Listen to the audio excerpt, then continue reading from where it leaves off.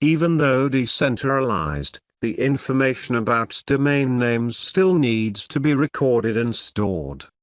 Domain name records are kept by authoritative DNS servers that are commonly hosted by the domain registrar.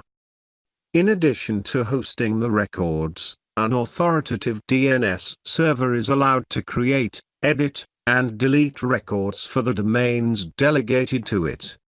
Due to this, most registrars offer their users a way to manage the domain name records without deeper knowledge of the inner workings of DNS servers. However, it's important to understand the basics of DNS records. Each domain can have many different types of records that serve different purposes.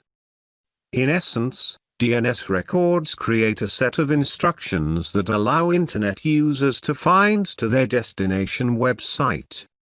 Below is a short list of the most commonly used DNS record types. A record. It holds the IPv4 address of a domain and is the most important of these records.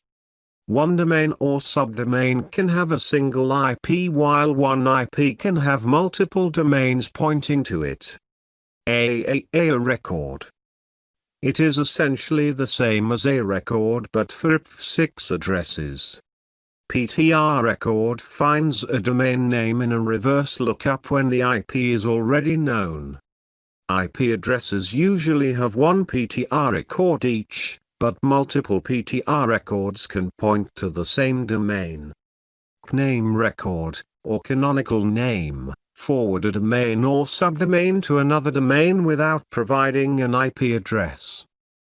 These can be used as aliases to domains.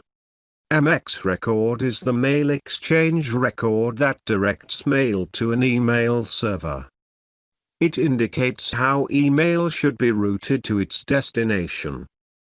TXT record lets a domain administrator store text notes in the record. These are commonly used to gauge the trustworthiness and verify ownership of a domain. NS record indicates the authoritative name servers. A domain often has multiple name servers, primary and secondary, to prevent outages in case of failures. Let's see how to create a domain records.